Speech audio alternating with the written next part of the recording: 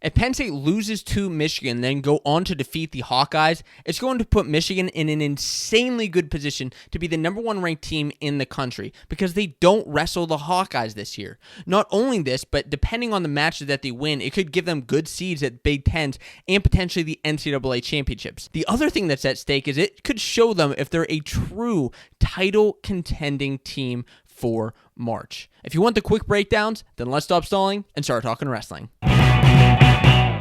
What's going on, wrestling fans? My name's Josiah, and welcome to Fanco Wrestling, your source for college wrestling news and discussion. And this week, we're discussing Penn State and Michigan, number 1 versus number 3. This could be the dual meet of the year, happening at 6 p.m. on the Big Ten Network. And boy, am I psyched, because this should literally come down to heavyweight with Greg Kirkfleet and Mason Paris. But let's start with the quick breakdown of what you need to know at 125 pounds with Drew Hildebrandt and Nick Suriano. And just a couple years ago, these two would have been wrestling in different singlets. Suriano transferred into Michigan from Rutgers, and Hildebrandt transferred into Penn State from Central Michigan. It's an all-American matchup, and it hasn't happened yet in college wrestling. I'm giving Suriano the edge with a decision. Now, he's coming in hot with a lot of bonus point victories so far, but I think Hildebrandt's going to be his toughest competition. He's going to be trained. I mean, Suriano was literally training in Penn State's room just a couple years ago when he was a Nittany Lion before he was at Rutgers. So Kale knows a couple of his tricks, and I think Hildebrandt's going to be able to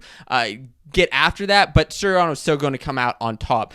Rome Bravo-Young and Dylan Ragusin. These two have met in college before. Rome Bravo-Young beat Ragusin by a decision. I think it was like 9-2 whenever they met last year. And this time, RBY is going to have to step it up. And I think he will actually step it up and get a bonus point victory. He's not going to get attacked. He's not going to do anything crazy like that. It's still in Michigan's house. And Ragusin's looking pretty darn solid this year. But RBY's looking even more deadly than usual. I'm giving the major to Rome Bravo-Young. And he's one of the key players in this duel. That's why I actually have him and I have his head up on the board. At 141, this is a matchup. I mean, you don't want to miss it. Now, last week we were hoping to see Nick Lee versus Sebastian Rivera. We didn't get that, unfortunately, due to some potential sickness with Nick Lee. But this week, hoping to get the Micic matchup. And man, Micic bumping up from 33 last year. So these two haven't met in college yet. But Nick Lee has just been, I mean, bonus, scoring so many darn points this year, so many bonus points. Micic has been having a little bit of a rough year, unfortunately. I mean, not like a bad year or anything. He had a decision win over D'Amelio of Ohio State. He lost to Cole Matthews, and I still think he can rebound, but I don't think he's on par with Nick Lee quite there. Now, Nick Lee's not going to get bonus in this match, but I think he still will come up ahead of Micic. 149, and these two matchups here are really important because they may not be the number 1, number 2 ranked studs on the team, but they're still going to be major impacts on the dual meet. And here at 149, Bo Bartlett versus Kanan Storr. Now, Storr may not even be back for this dual meet. He's been out with an injury since Cliff Keen, Las Vegas. So we could see Cole Mattin, who's not a bad backup by any means. Last week, he gave Sasso a run for his money. And being in his house, I actually think that this is a dual meet that could go in the favor of Michigan. You talk about home field advantage, home mat advantage. That is huge in any sport. And here against Penn State, you know the Michigan fans are going to be out. They're going to be loud. And this is a match that could end up, I could see Bartlett coming away with this match, but I'm giving it to Michigan. At 157, Will Lewan versus Tony Negron. This is a match that's in Lewan's favor.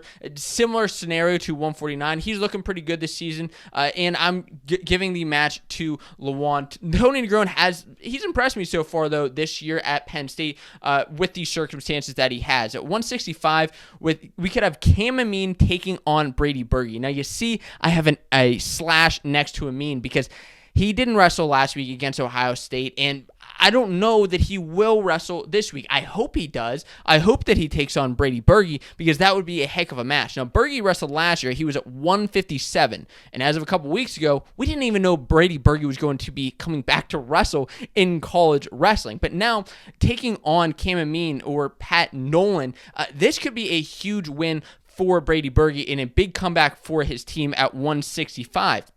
I'm giving the advantage to Brady Berge here, whether it's over Amin, which would be an upset, or over Pat Nolan, which we could potentially see him score bonus on. Carson Carcella just scored bonus on Nolan last week. You could see Berge coming away with something similar there. Now, at 174, this is, going to be mind-blowing. I don't even know what more to say, but I'll try. At 174, Carter Sirachi, number 1 ranked wrestler, and Logan Massa, number 6. These two wrestled last year, went to tiebreakers whenever Massa ended up losing, getting some back points scored on him against Carter Sirachi, who came out on top. Sirachi, I expect to come out on top again. Now, before I get to that, I actually think that there will be an upset somewhere. Expect an upset. You will see an upset from 174, 184, or 197. It's going to happen. Whether it's going to be Massa, Amin, or Brucky has yet to pan out, but there will be an upset. For me, it's not going to be Massa. I actually have Sirachi winning this. So will it be Amin? Actually, I'm saying yes. Unlike Micic bumping up from 133, which could, a little bit tougher to bump up a weight in some scenarios, Miles Amin bumping down to 184, where he seems to be very comfortable with his weight. Just got that win over Mark Hall at the tournament in December and is looking lethal. I think actually Mean is going to beat Aaron Brooks. Yeah, I can't believe I even just said that, but I actually think that it's going to happen.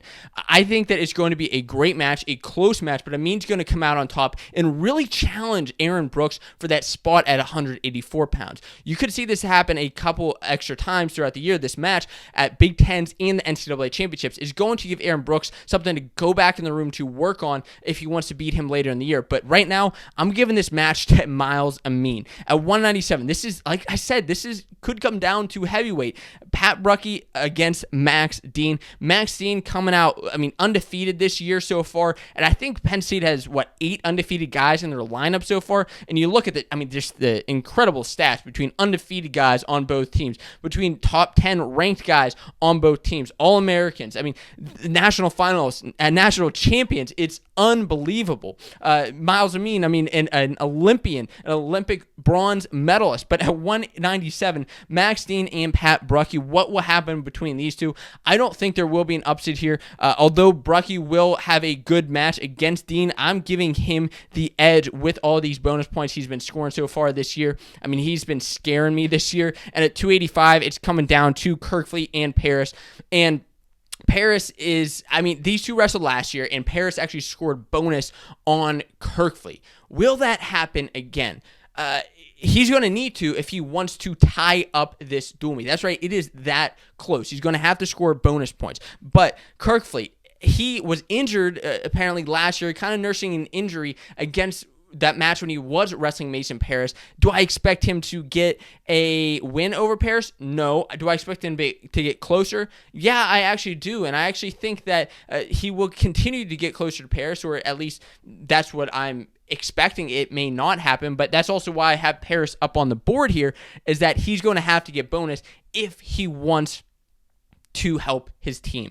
But I don't think he's going to get it. I think he's going to end up getting the decision. He's going to get the decision, which will bring the score to 16-15 Penn State. But let's just say that Paris does get bonus, or one of these other early guys does get bonus points, and it ties it up 16-16. What happens? Well, it'll come down to total match points scored, which means it'd be 16-16, and whoever scored the more points would win, assuming hopefully that there are no flagrant calls, no fighting, no Michigan or Penn State losing any team points from yelling or screaming, which could definitely happen in a high stakes scenario like this. But for me, I'm giving it's 16-15. I'm giving it away to the Nittany Lions. Wow, my mind is still blown away by those lineups. This is going to be such an insanely good dual meet to watch this weekend. If you want to find out how Michigan actually got to be this good of a team,